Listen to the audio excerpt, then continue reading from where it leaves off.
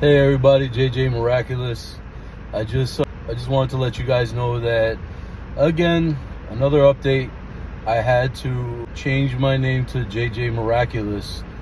My son came up with the name, and the reason we changed it was because JJ Serrano appears on streaming platforms, the name, so we couldn't use it. And I tried a few other names I was thinking about, but it didn't pan out. But JJ Miraculous came up, and that's my new artist name, JJ Miraculous.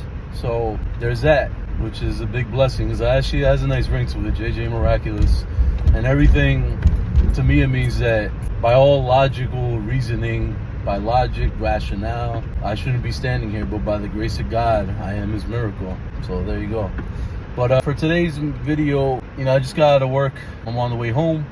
I wanted to talk about a topic that is very important to me. It's something that I think a lot of times I can get to that point of frustration and anger when it comes to the topic of marijuana, weed, za, how the kids say it.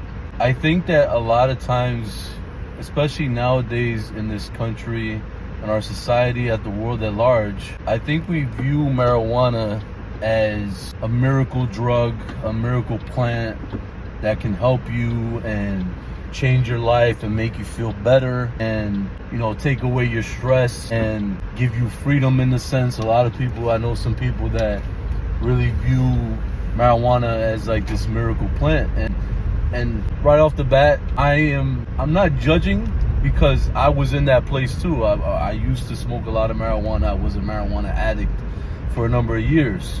And this was me smoking 24/7 as much as I could. Morning blunts, wake and bake. When I on the high wearing down, smoking again, keep on going, blunts, raw paper, bamboo, easy wide, all those different things. So I'm not coming from a place of judgment, because I've been there myself. But what I want to say with this video is that, for this discussion that I'm bringing to the table, is like, I think for me, I'll give you guys a rundown of my experience with marijuana, right? So I started smoking around my first time. I was like 19. Didn't think much of it. And for a few years after I smoked the first time, I would smoke once in a while at a party, gathering, whatever it was. And again, I had fun with it. I liked the feeling. I did. But, I have mental illness in my family. In my genetic line, my grandfather had schizophrenia for a number of years, and he's had it since he was diagnosed as a young man with that. And that was back in the 60s, 70s, when the knowledge and understanding of mental health wasn't where it was. But so I come from a line of mental illness on both sides of my family. Allegedly, some people on my dad's side have mental illness as well. And for someone like me who has that genetic history of having mental illness, over time, once I discovered, I had a coworker, a friend, and he showed me how to roll a blunt. He showed me how to roll a joint, and I was off to the races. Because now I'm like, I can finally roll this on my own. So even back then, the times I was smoking it occasionally, once in a while, I wanted to keep doing it, but I didn't know how to roll, so I couldn't do it. But once I figured out how to roll, I was like, oh, okay, I'm gonna do this all the time. And that's when immediately I became a marijuana addict for a good 10 years. A good 8 or 9 years, I was a hardcore marijuana addict. Now, people watching this video are probably gonna say, well, what's hardcore? There's nothing hardcore about marijuana. But I beg to differ. My experience, I can only speak on my experience, and I can tell you right off the bat that over time, I became heavily dependent on it. I became totally dependent on the substance, and it got to a point where, when I would get off of the marijuana and I would stop smoking, just cold turkey stop smoking, it would lead me into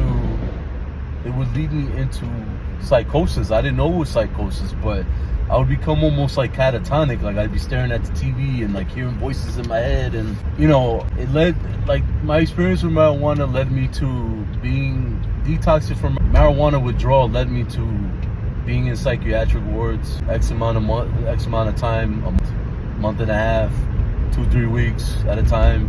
And it happened twice to me. And the second time, I actually tried to kill myself, and that's the truth.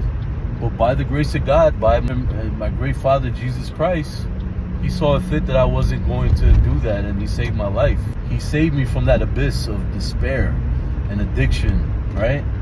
So someone watching this, you guys are probably saying, oh, it's not that serious. Marijuana is not a hardcore drug. It's, but for me, it nearly ruined my life. It nearly ruined my relationship with myself, how I felt about myself, felt depressed. It ruined my thoughts. I got to a point in my life where for X amount of years, even today, and I'm keeping it real with you guys, I'm being honest, I'm keeping it a buck. There's times where I still have symptoms of marijuana psychosis, withdrawal psychosis, where the main symptom I had mentally, where my mind was at with marijuana, was that I had thought that I was in the Truman Show. That movie, The Truman Show, Jim Carrey, he's in a world where, everyone's a hired actor and actress, and they're all part of this show called The Truman Show, and he's the star of the show. I thought that was my life. That's not even a joke. I'm being serious. And that's what marijuana did to me. So what it did was it unlocked constant marijuana abuse, unlocked a dormant genetic line. It unlocked my mental illness because I had it in my DNA, in my genetic history, because my grandfather had schizophrenia. So I say all this to say, let's stop acting like marijuana is a cure-all, nothing, a harmless plant, because it's not. And I'm keeping it real. If you're, and another thing I want to make clear is, like, if you're a marijuana smoker, I'm not judging you, because marijuana, for some people, it doesn't do any harm. They have fun with it. People have fun with it. They have fun. They get creative. It's for art and music, and I identify with that, and it helps you relax. But if you can be honest in your heart of hearts, there's definitely a lot of people out there that are suffering from marijuana abuse, but they just don't realize it. And in this country, especially in America, like, we market marijuana as if it's almost like it's heavily, there's a lot of money invested in it right now because government's making money off of it now. But I want you guys to just think about it, and just think about what I said in discussion, and comment below. You can say you hate me, whatever it is. I have Jesus in my life, and I have God in my life, and I don't worry about those things. I'm just putting it out there that marijuana is not a safe drug. It's not a harmless drug, because it nearly ruined my life. Thank God that Jesus was there for me, and God saved my life, and he rescued me out of that abyss, like I said before, and I'm here today standing. Miracle. But I just wanted to bring awareness to this, because I think a lot of people, unfortunately, don't see both sides, and I see the other side of it too. Like, hey, there's people that are really productive, really productive, they don't let marijuana be a hindrance to their daily living, and that's perfectly fine. But to those select